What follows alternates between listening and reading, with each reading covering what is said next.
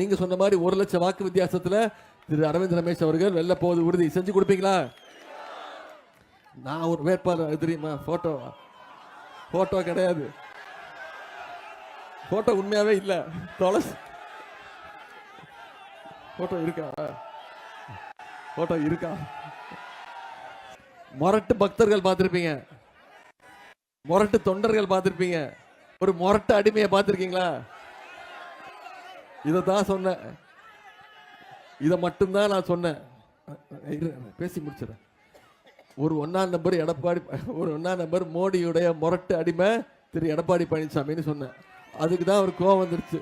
என்ன சொன்னாரு? உதயநிதிக்கு எந்த அனுபவம் இல்லை, ஒரு அனுபவமே இல்லாதவர் அப்படின்னாரு. நான் சொன்னேன், ஆமா எனக்கு அனுபவம் கிடையாது, உங்களை மாதிரி எனக்கு அனுபவம் கிடையாது, இந்த அனுபவம் எனக்கு கிடையாதுன்னு சொன்னேன். இதுதான் சொன்னேன். இந்த அனுபவம் பதவிக்காக பொறுப்புக்காக போய் யார் காலையும் விழுற அனுபவம் எனக்கு கிடையாது. சங்கி கூட்டத்துக்கிட்ட பயந்து நடுங்கிற அனுபவம் எனக்கு கிடையாது அப்படின்னா. போட்டோ வேர்ல்டு ஃபேமஸ் ஆயிடுச்சு. எங்க போனாலும் போட்டோன்னு. இது ஒரு கேவலமான ஒரு போட்டோ.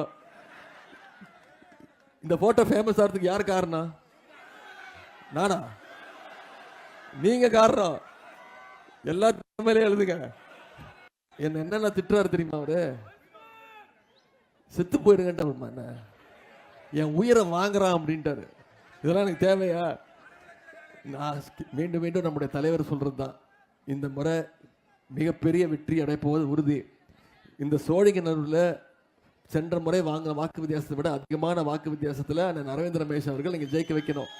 அடுத்த 2 நாட்கள் தீவிர பிரச்சாரம் பண்ணுங்க. ஒவ்வொருத்தரை பார்க்கும் போதும் உதயசூரிய சின்னத்துக்கு வாக்கு கேளுங்க. மீண்டும் அடிமை கூட்டத்தையும் சங்கி கூட்டத்தையும் தமிழ்நாட்டுக்குள்ள நுழைய விடக்கூடாதுங்கிறத மனசில் வச்சுக்கிட்டு பிரச்சாரத்தை பண்ணுவீங்க. செய்வீங்களா? உங்களை எல்லாம் அன்போடு கேட்கிறேன், பண்போடு கேட்கிறேன், பாசத்தோடு கேட்கிறேன், உரிமையோடு கேட்கிறேன், உங்க வீட்டு பிள்ளையாக இருந்து கேட்கிறேன், தலைவருடைய மகனாக இருந்து கேட்கிறேன், இன்னும் பெருமையா சொல்லணும்னா டாக்டர் கலைஞருடைய பேரனாக இருந்து கேட்கிறேன். உதயசூரிய சின்னத்துக்கு வாக்களிங்க. அண்ணன் அரவிந்த் ரமேஷ் அவர்களும் அதிகமான வாக்கு வித்தியாசத்துல ஜெயிக்க வச்சு சட்டமன்றத்துக்கு அனுப்புங்க. உங்களுடைய அன்புக்கும் வரவேற்புக்கும் நன்றி நன்றி நன்றி. வீடுதோறும் அரசு சேவைகள், மருத்துவம் தொடர்ந்திட ஸ்டாலின் தொடரட்டும், தமிழ்நாடு வெல்லட்டும்.